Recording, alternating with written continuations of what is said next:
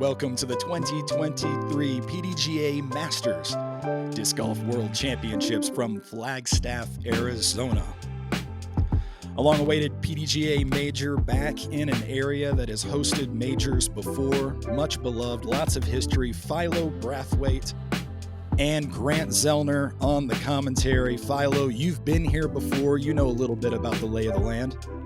Yes, sir. It's been a while. 2005 Amateur Worlds was my first taste of Flagstaff, and honestly, I haven't really been back since. Dave Feldberg, Joe Rovere, Tony Ferro, and Martin Hendel on featured card coverage for day number one. You get an idea here of some of the top players in the division. Lots of 1,000-rated Masters players on hand, and we dive straight into it at Little America Long. Hole number one, 653 feet, a par four, narrow off the tee to be sure, and then a nice little uphill finish. Great way to start a tournament right here. Test the skills off the tee. First See on the how tee, tight you can be. from Eatonton, Georgia, David Feldberg.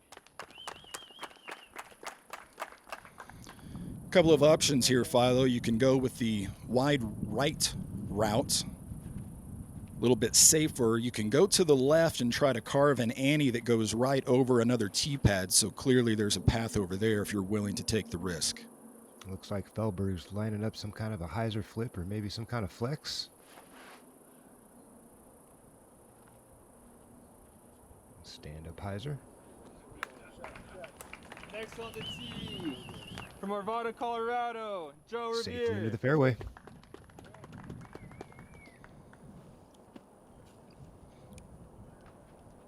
Joe Rovere, defending champion.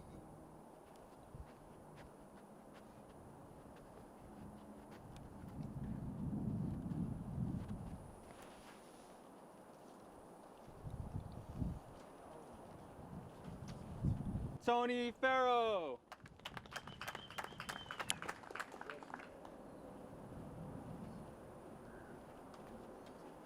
Of note, Philo, we're playing at about 7,000 feet of altitude here in Flagstaff. A lot of players changing out their bags somewhat.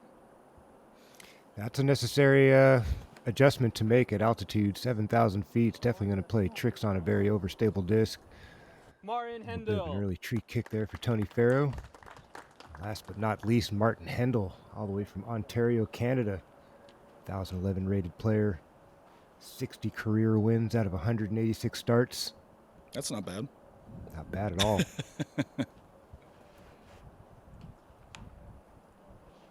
on, gentlemen.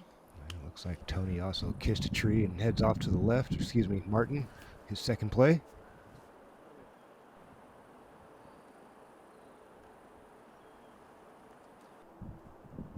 That should get Martin in position to salvage par.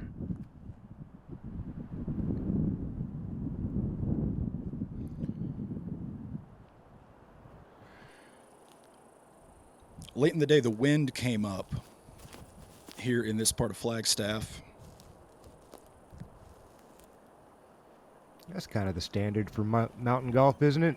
Kind of gets breezy in the afternoons typically. Yeah, no doubt about it.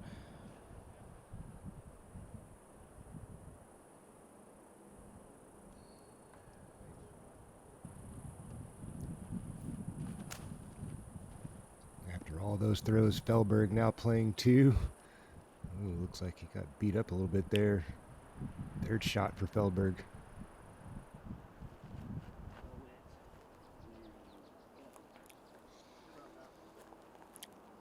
Just didn't get over on. Yeah, that's gravity for you.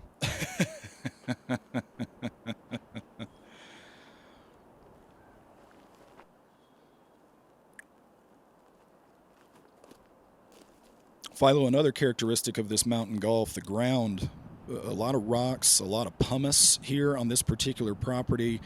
It's going to beat your discs up over the course of 5 rounds during the week. Yeah, you're definitely going to have some extras and cycle some things out. Things can get beat up pretty quickly, obviously, playing with a lot of rocks and trees in the area. Something these guys are going to have to take into consideration as the week goes on.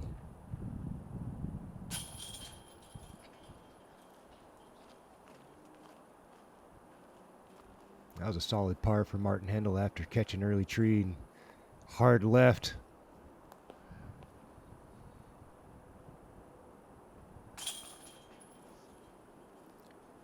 Joe Rovere, no problem with a par of his own.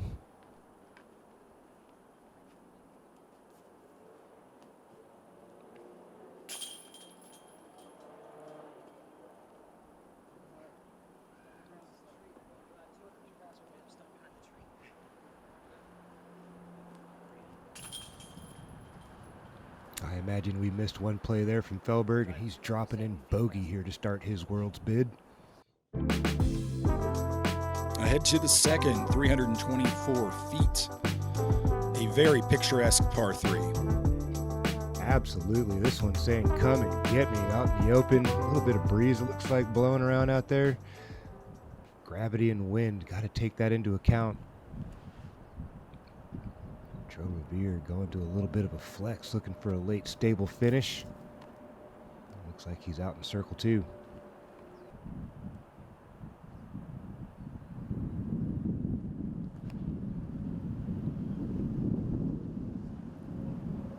Look at that wind bouncing that disc around. Yeah, man, gravity. It's, especially throwing downhill, I really feel like you got to really force the disc into the ground right at the pin.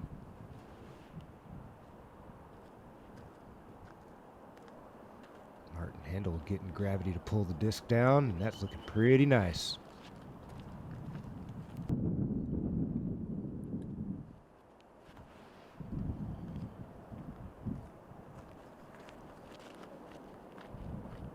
Feldberg a little wider with the play. Yeah, standard hyzer throw there from Feldberg. Looks like he bounced right on circle's edge. Tony Ferro, after going long, is just going to punch it through the trees and salvage par. Joe Rovere from range.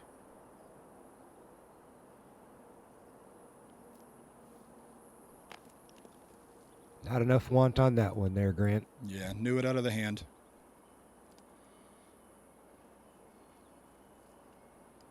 There you go. Feldberg well within circle 1, looking to get back to even on the round.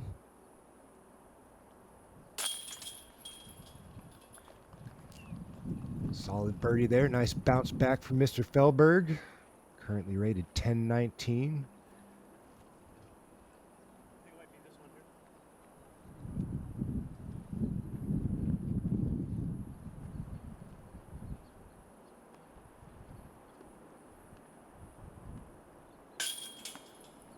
Oh, that was kind of dirty. The wind kind of lifted it up right as it approached the chains. Unfortunate spit out there for Tony Ferro. Going to scrape up a bogey.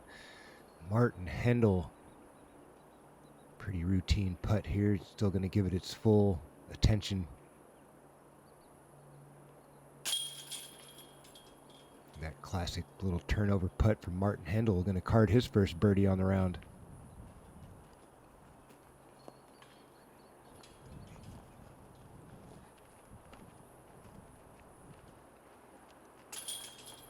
Couple of birdies, a par, an unfortunate bogey there for Tony Ferro. We're going to head on over to hole number 3. 316 feet, another par 3, playing uphill.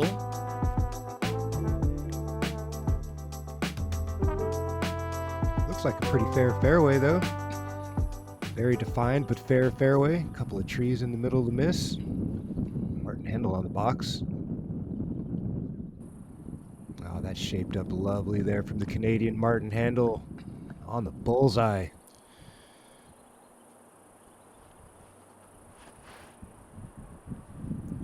Feldberg trying to follow that vapor trail. There it is. Very similar. Yes, sir. Right behind Martin Hendel.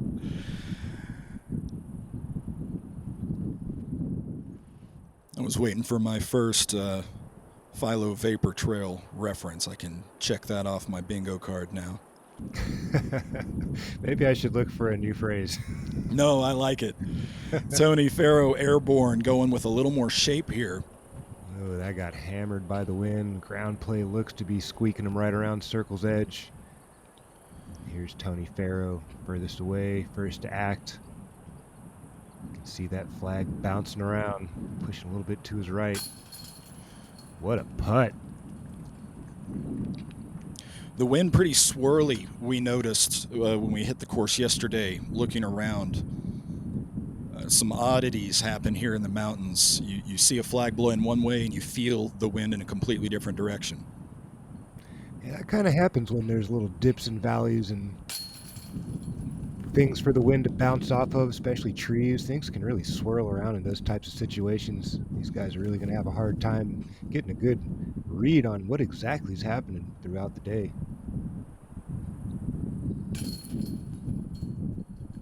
Case in point, here we've seen 3 putts from 3 different directions at the basket, but 2 of them have been downwind putts. How does that happen? Yeah, it looked like it was a headwind for these guys on the other side of the basket, and next thing you know, it's a tailwind putt. And that's just kind of the nature of playing in the mountains. It's kind of unpredictable, taking your best educated guess as you step up to your lie.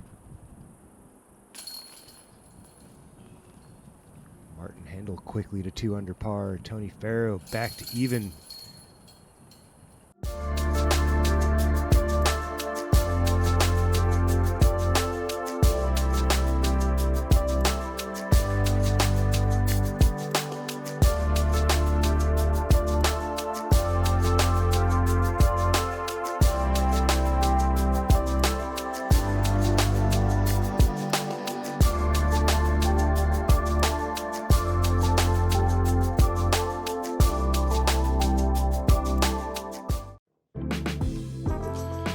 We're at the 4th, a 643-foot par 4. A couple of options off the tee, up and over a rise, and then back down to the basket.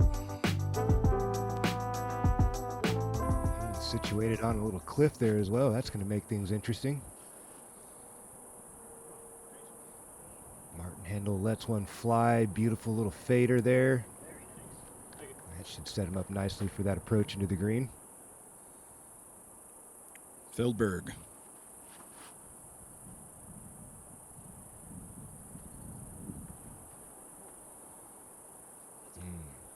That's going to dry up a little short after that tree kick from Martin Hendel's drive. Joe Rovere, can he find the line? Really got over on that one. Little ninja branch took off some speed, but good progression gets him up under the opening. And Ferro.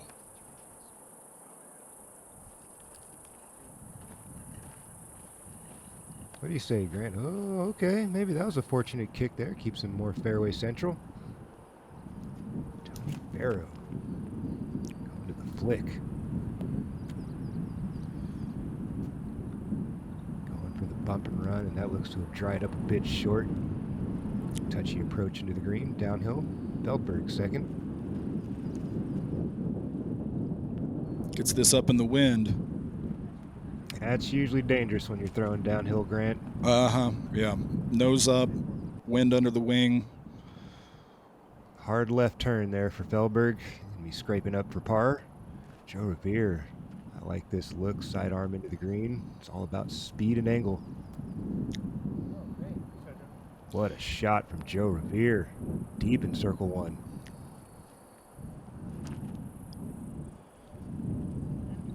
Martin Hendel trying to add some touch to this approach.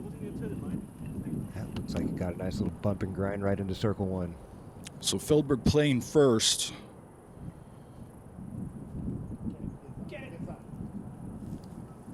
Ooh, what a courageous bid there from Feldberg into the Wow. condition. Headwind downhill putt. Takes a lot of touch to pull that off.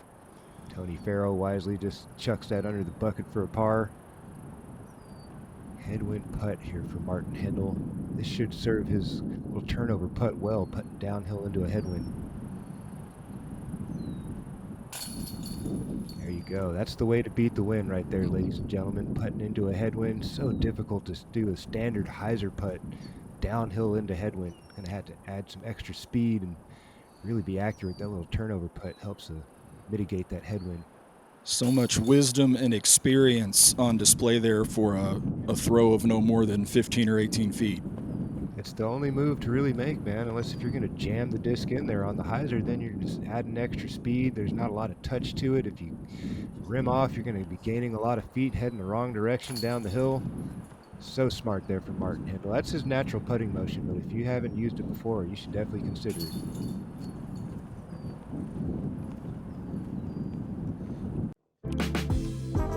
To the fifth, 366 feet, relatively flat par 3.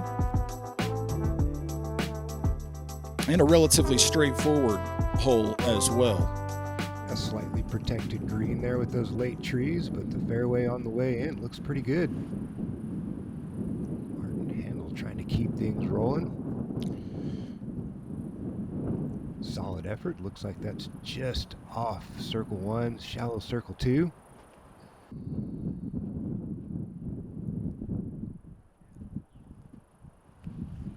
Joe Rovere airborne. Joe is from Colorado. Playing at altitude should be a strength. Yeah, Joe Rovere's definitely got a bunch of wins, 147 of them over his 269 event career. Guy definitely knows how to get it done. Strongest rated player in the field at 1032. Feldberg was a little off there. Ferro, another tree kick out into the open. There. Yeah, he tugged that one off to the right. Can't blame the disc for that one. David Feldberg giving it a soft bid. Scrape up a par. Ferro looking to do the same.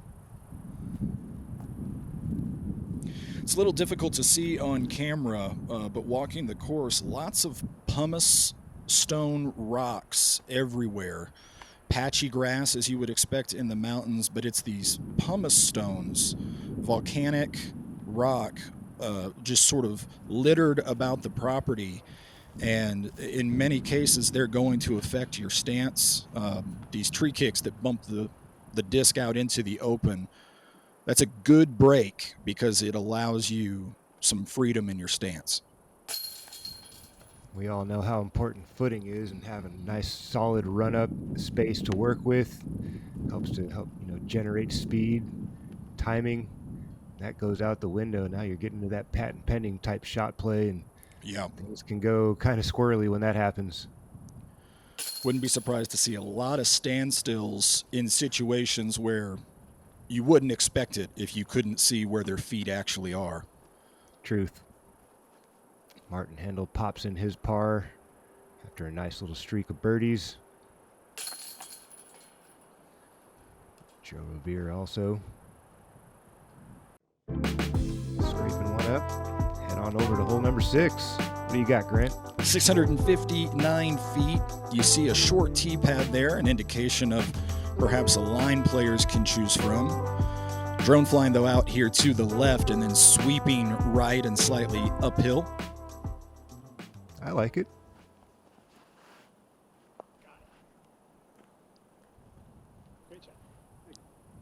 Another clean drive from Martin Hendel. And there you see their open space where the disc landed.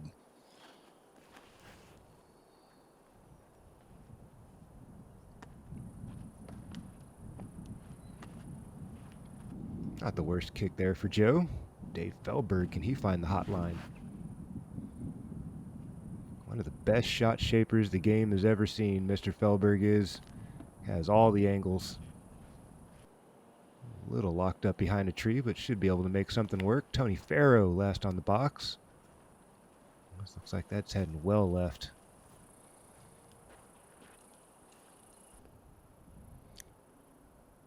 Wonder if he practiced this angle. I highly doubt it. I imagine he threw better shots in practice. Does well to progress the fairway, and look at that. Looking at a birdie.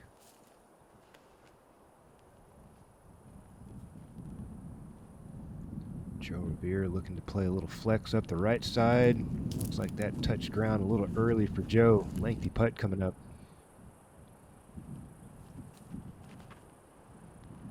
That turned out just fine for David Feldberg. Sweeping hyzer. That looks like that nestled inside circle 1 for Feldberg. Martin Hendel airborne. I wonder if the players couldn't feel the wind down in that little hollow.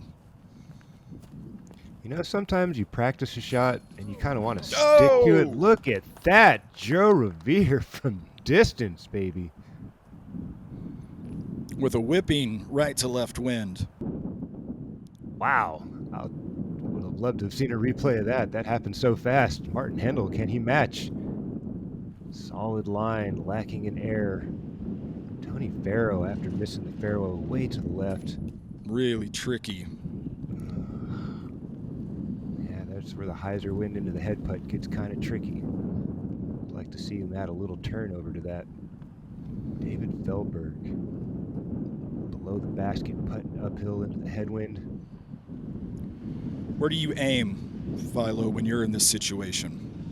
Bottom third, right side of the chains with the turnover action. Actually, slight left side of the chains when I'm putting with the anti-motion. So it's going to feel like I'm turning it over just a little bit, aiming from left to center. Hopefully the nose of the disc kind of hits center pole and chains suck it down into the bottom. Definitely don't want to aim high so the wind doesn't push it back out.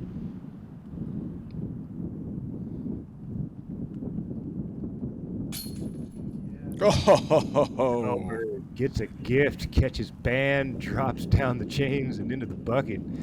That was about a 1/4 inch from hitting too much band and ricocheting off. Might have taken a bite out of the top of that disc. That's very likely.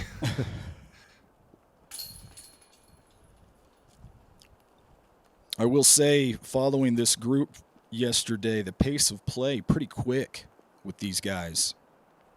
Yeah, these guys know what they're doing. They've been around the block a few times.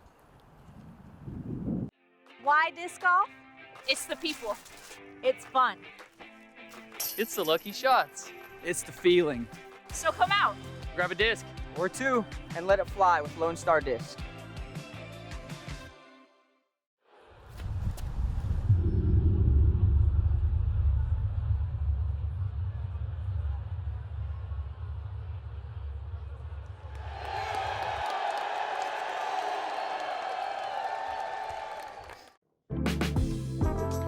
The seventh is a 364-foot par 3 over a rise in front of the tee.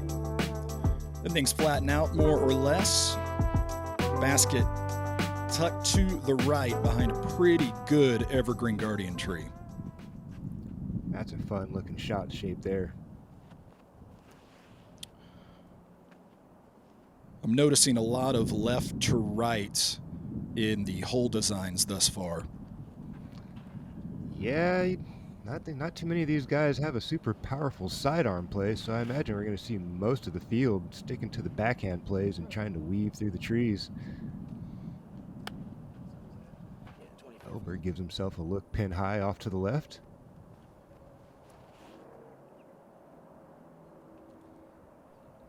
Oh, Martin's got this one online.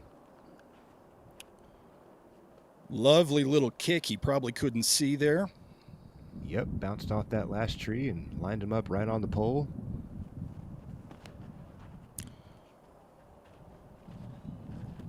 Tony up and down the elevator. No doubt. Escalator ride for Tony Ferro. Fortunately, catches a little bit of late tree there. Long bid coming up for Tony.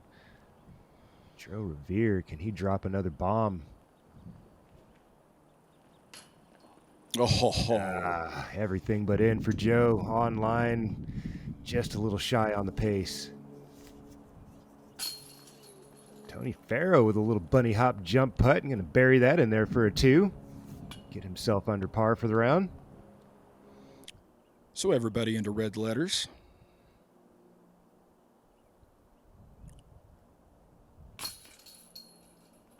Classic Feldberg putt there. And notice at the moment the flag suddenly not doing much. You got to take advantage. That Act fast. That's probably part of the pace of play you were talking about earlier. Indeed, so yeah. Not a lot to deliberate on some moments. Jump up there and putt quickly. Yeah, where it gives you something you don't like, huh?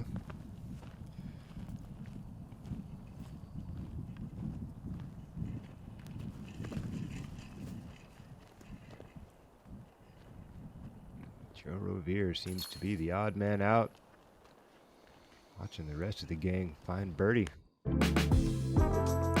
The 8th, another par 4 at 648 feet. That 650-foot-ish range, pretty common here in the front 9. I think that's a fair number for the abilities of the field. Don't want to be stretching out too far out to the 700-800s on a par 4. Gives these guys opportunities to score on every hole.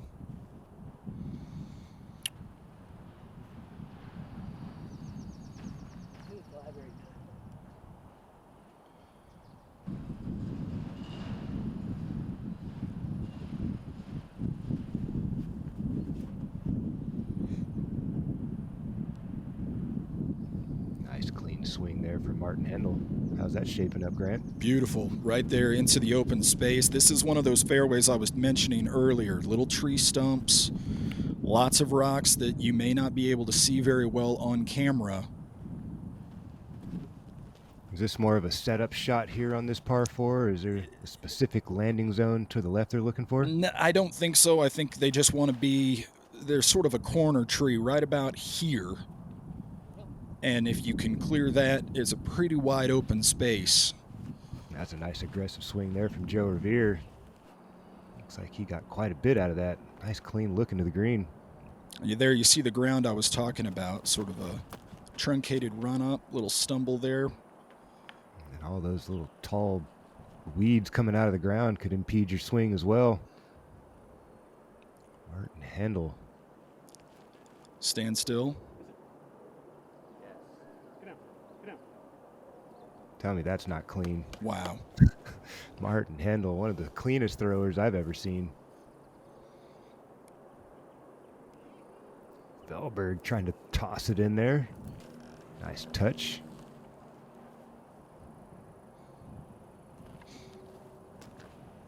Joe Rovere just a jump putt into the green for his second.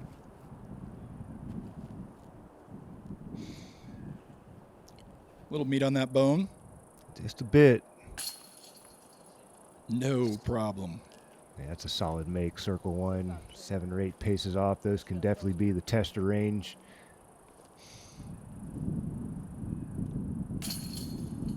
Feldberg's going to snap in a birdie.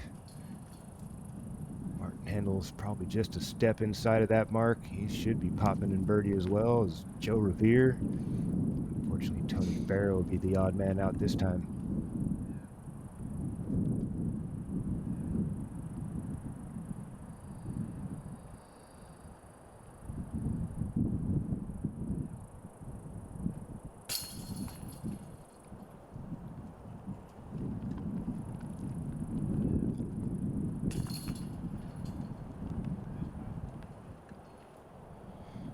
Tap ins and we move on to the 9th. Shorty, 261 feet. Pretty steeply uphill here at the 9th. Seems like it's got a nice little plateau up there on the green.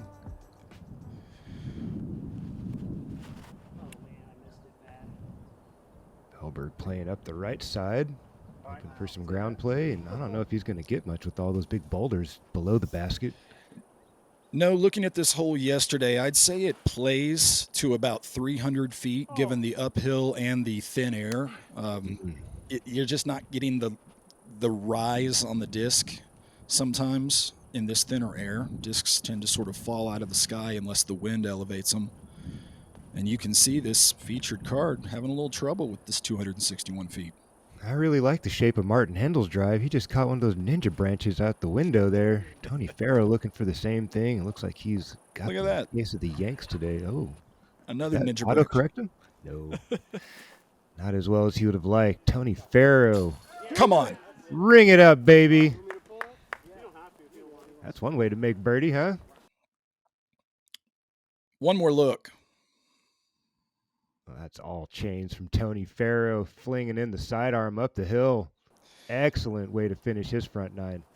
And in true Masters form, he asked if his card mates would like him to clear it, and they said, take a load off. No problem. You just wait. Feldberg from circle 2. Ooh, up and over. Yeah, that's where you'd like to see a little bit of that turnover. Sometimes those hyzer putts can really sail away on you up here in elevation. Joe Rovere. Oh, Joe. Able to take advantage of the good look. Feldberg sends home his par, and it looks like it's going to be a par frame here, minus Tony Ferro. Flinging one in from the fairway. Hendel, a little tester, gets it to go. This will be the finishing basket from the final 9 on Saturday. A basket perched on this little rise. Could be some drama. No Hey, doubt. listen to us. Just never know, man. You just never know. Sometimes it's the shortest holes that get into your head the most. Great minds think alike. Through the opening 9 of this 5-round major championship, Martin Hendel on pace. Feldy and Rovere just beyond Ferro. Still looking to put things together. You get an idea here of where everybody's trying to get. 10 under par, the in the clubhouse mark for the day. Philo Brathwaite and Grant Zellner, we will be back with Back 9 coverage. Stay with us.